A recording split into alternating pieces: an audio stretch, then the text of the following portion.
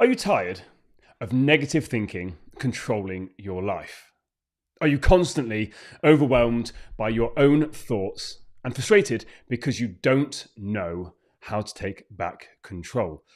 Well, your negative thoughts aren't random. They're actually programmed because you don't know how to take back. First time doing live, needed to mute myself. Your negative thoughts aren't random. They're programmed. And once you understand them, you can start to break free. Today, we're going to explore where these negative thoughts come from and why it seems so hard to break free. I'm your host, Daniel James, a mindset coach and author of The Identity Wheel. But I wasn't always a mindset coach. When I was 28 years old, I was stuck in this negative spiral. Thoughts consumed me, and every single day, I felt like I was walking around with this grey cloud consuming me. I lost everything. I ended up losing my house, my business, and I ended up moving back home with my parents. And this is why I'm so passionate about talking around mindset, but more importantly, the negative thoughts. Because for me, the signs were there. The signs were there, but I had no idea how to read them. And that's today what I want to dive into. Because I felt alone. I felt completely isolated, but worse, I felt like a failure. Now, again, this talk today, this workshop isn't about men specifically, but as a man to feel like a failure, that's hard to accept. And maybe you feel like a failure. Maybe you feel like you've let people down. Well, hopefully by the end of today, I can show you how to take back control so that these negative thoughts don't consume you and ruin your life. The reality of my situation was that I had absolutely no awareness of how my negative thoughts were driving the actions that I was taking or actually I was avoiding. I kind of knew what I needed to do. I kind of knew what I wanted to do, but I couldn't force myself to do it because my feelings were so negative and I felt so low that I just couldn't be bothered, didn't want to do anything. But I didn't realize that my thoughts were actually driving this depression that I ended getting into. So the three main things I want to cover today. The first one is, well, where do our thoughts come from? Because it all starts with awareness. If we're not aware of something, how can we change it? And more importantly, how can we take back control? So where did the thoughts come from? Well, I used to think that thoughts were just random things that would happen to me. I didn't think I had any control over them, and I was just constantly at the mercy of them. They just somehow came out of thin air. But through doing my own research and studying, I realized that the stuff that happened in my past that was driving these thoughts that I was having. Our thoughts aren't random. Most of the time, our thoughts are just habits of thinking. It's habitual patterns. But we don't understand where it's come from. So if I just go to the whiteboard here and make it a bit easier for us to understand, and this is the beauty of technology, is the fact that I actually can now draw on the whiteboard and we can go into a bit more detail. So what we essentially have is where we're at right now. But what we don't understand is that all of the things that we experienced in our past actually drive the thinking that we're having in the present. And the thoughts and experiences we've had in our past actually cause us to worry about a future that hasn't happened yet. So we need to really look back and be like, okay, well, where's this conditioning come from? And it's something that blew my mind when I understand something very, very simple. We have our conscious mind, and then we have our subconscious mind. Now, our conscious mind is our thinking mind. And what we need to get a grasp of is that when we have our five senses and we're viewing the world around us, everything that comes into our conscious thinking mind has to go through a filter. And this filter comes from our programs. Because we're trying to make sense of the world around us. We're trying to make sense of everything that we're seeing and experiencing, and that comes from our past. Now, this is all happening beneath the surface. We don't know that we're consciously doing this. And these programs come from our self-image. It comes from our beliefs. It comes from our values. All of these things generate the thoughts that we experience from viewing and witnessing things from the outside world. So we're walking along and we just think that thoughts are randomly popping up. They're not. We're seeing things, we're hearing things, and it's sparking something within our subconscious that's then bringing it into our conscious awareness, and then we act accordingly. Or this subconscious programming is just bubbling away and we're not aware of it, and it'll just throw up random things about your past. The thought pops up and we latch onto it because we think that we're our thoughts. We are not our thoughts. We are the one that is having the thoughts. And when we start to grasp this, we start to take back more control.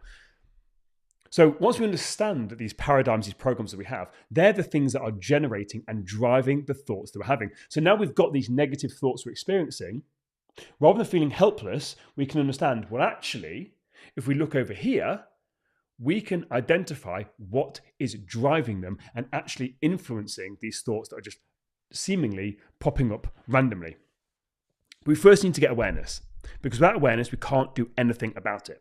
So we need to become aware of these patterns and habits of thought.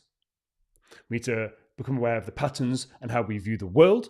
We need to look at the patterns and habits of how we think about ourselves, others around us, about our future, about our success, about our failures, about our family, friends. All of these things we need to become aware. Because through awareness, we can gain control. Because we can look at it and start to break it down, we can start to question it, we can start to tear it apart. Because it's important to recognize that the programs that we have that generate our thoughts are ultimately creating the beliefs that we have. Thoughts that we keep on thinking create our beliefs. Beliefs are just a habit of thought. And you believe things about yourself, about your future, about your family, simply aren't true. All starts with awareness. We need to become aware so we can then do something about it. Which then leads me on to my second point. And the second point is we need to start questioning our thoughts. Because when we start to question our thoughts, we can take back control. I never realized I could question my thoughts. I just thought that my thoughts were a monologue. It's not. You can question your thoughts. You can have a discussion. You can start to ask yourself, okay, well, why do I think that? The power of asking yourself why cannot be understated. Because when was the last time that you asked yourself, why do I think this? Why is it so important to me? Why do I think this? And why is this person annoying me? Isn't that a big one? When we're at work, like we have people that really, really annoy us, but we don't actually think, okay, well, why do they annoy me? Oh yeah, because they speak loud. Okay, why does that bother us? And we can see as we start to ask why, we start to get a clearer picture of, that's interesting, because the reason why I don't like Jeff is because Jeff talks really intensely. My dad used to speak really intensely. This is made up, by the way, I'm using this as an example. My dad used to speak really intensely, and it kind of scares me a bit. Okay, cool. So we don't have a problem with Jeff. What we're doing is we're bringing a past experience into the present moment and putting it onto Jeff. Or maybe we don't like Jeff because actually when on the first day, he made a joke about what we were wearing and we just decided we don't like him. Okay, cool. But now we know. We've questioned, well, why do I think that? Or when you're going into a workplace, even for me, before doing this live, that's interesting. Why am I nervous? Why am I nervous doing something that I do all of the time? It just so happens that it's now going out live. Okay, well, that's interesting. Why am I nervous? And I'm nervous because I have no control over it. Okay, cool. Well, I know I don't have control over it. Okay, yeah. So what can I do about the nerves? Well, I can just remind myself that I'm adding value. Okay. So just simple questions of asking why allows us to gain an understanding and start to recognize the patterns. Because a lot of the thoughts we're having, especially if they're negative, we've been having them on repeat without questioning. And sometimes, again, it comes back from childhood. Maybe it's your parents, maybe it's a friend, maybe it's an ex-partner. And you've taken all of this stuff from the past and then you've brought it into the present, and that then becomes an issue. So by starting to question our thoughts, we realize that our thoughts are not set in stone. And we have the power to question and, more importantly, challenge them. And the more we start to challenge them, the more they start to lose their grip. So right now, just notice, what are you thinking? If you're listening to this on replay, what are you thinking right now? And then ask yourself, Why? Maybe you're hungry. Okay, well, why are you hungry? Not eating. Okay, cool, there we go. Maybe you're a bit frustrated. Maybe a bit anxious and nervous. Maybe you're thinking about some of the stuff that I've said already that resonates with you. Okay, why? Why are you resonating on that? And this is when I'm reading, one of the most powerful things I've ever learned when it came to reading is rather than just highlighting the part of the book that I found interesting, what I thought was ask yourself, why have I highlighted that? Why does that resonate with me? And then write notes on my thoughts about what I've highlighted, because right there, you can see your thought patterns around this thing. And now you've got your thoughts rather than just watching or reading what the author's put. Same when you're watching videos, podcasts, whatever it is. When something profound hits you, rather than just being like, that was a great point, ask yourself why. Why did I resonate with that? What was it? It's the power of questioning your thoughts. But when you're questioning your thoughts, don't allow yourself to just say, I don't know. Because of course you don't know. If you've been living 20, 30, 40 years, being stuck as a prisoner of your thoughts, not realizing that you could question them, not realizing you could start to understand them and pick holes in them, of course you're going to be terrible. Of course you're not going to know, well, why am I thinking that? But just like with anything, learning to write, learning your times table, you didn't know how to do it before you practiced it. And this is about practice. If you genuinely are stuck being consumed by negative thoughts, and again, I've been there, I've been a prisoner of my own mind, I get it. But you can't allow yourself to get off the hook by saying, I don't know. Try and think, why am I thinking this? Like, why am I thinking this? Where has this come from? Because the more you practice it, the better you will get. Because you only don't know because you haven't asked yourself before. We're always bad at stuff until we practice it. And this is one of those skills where, again, it is a skill. And a skill is also perishable. So yes, we can build up a skill, but also it can perish. I mean, if you don't practice it, we lose it. And this then ties into the third point, which is that change is hard because we love comfort. So if you've spent, as I mentioned, the last 30, 40, 50 years telling yourself the same negative story about yourself or your life, it's not going to be easy to walk away from that because that's familiarity. And the mind loves familiarity, it loves comfort. It's very hard to step away from that comfort. And this is also part of the issue is that when we change, we think that it's going to be easy. We think it's going to be instant, and it's not. There's a really nice saying that I like, and that is that disruption follows intention. So right now, you are on your little comfort hill. And yes, it's not a nice comfort hill. You're stuck in a prison, so let's just draw a little prison around this. You're stuck in a prison, you're not feeling great, but it's familiar. And maybe you're listening to this, you've read some books, and you're thinking, do you know what? I really like the sound. Oops, move this down a bit. I really like the sound of this new thing, this new shiny thing over here. We'll realize that it's not going to be a straightforward path. What's actually going to happen is you're going to go backwards a little bit before you go forwards, especially if you're trying to unpick where have these patterns come from, the patterns, the programs, these paradigms. If you're trying to look at where this has come from, it might actually unearth some uncomfortable truths for you.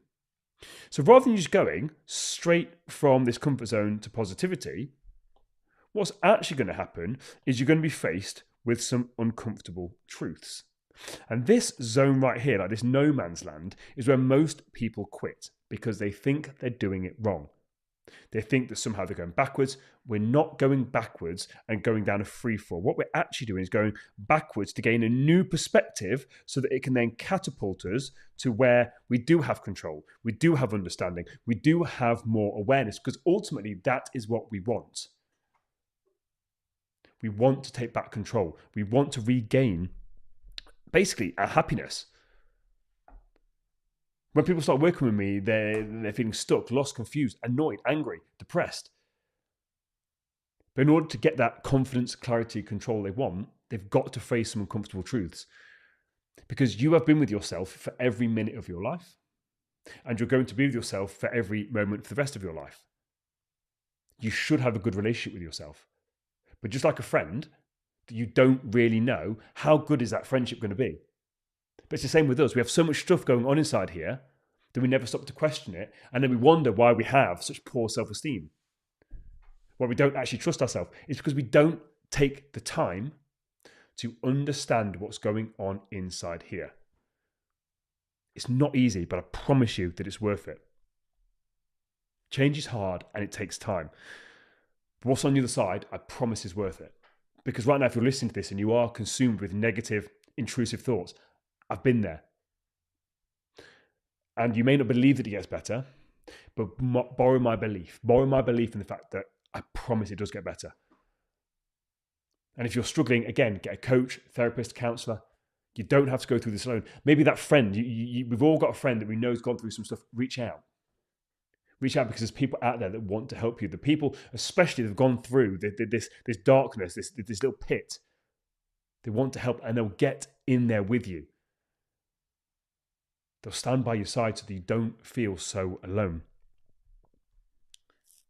But being able to take back control of your life, your actions, and make decisions that are in alignment with the kind of person that you want to be, that's so powerful. Because a lot of the times that one negative thought that we have, it leads to a second negative thought, because negativity loves negativity. And before we know it, we're in this negative, deep spiral. And we're questioning, what kind of life I've got right now? But being aware of the thoughts that we're having, where they've come from, realizing that you are not your thoughts, you are simply having your thoughts, and you can question them, that's where the power lies. So if you are tired of these negative thoughts controlling your life, I advise to become aware of the negative thoughts that have become a habit. It's a habit of thought. That is what's keeping you stuck. We need to become aware of them so we can do something about it. Secondly, learn to question what you're thinking and realize that most of what we're thinking is made up stories. It's stories from the past or it's stories from the future, neither of which are reality. And you might be like, what do you mean? Well, of course my past is reality. It's happened. No, you are remembering a version of the past which isn't accurate.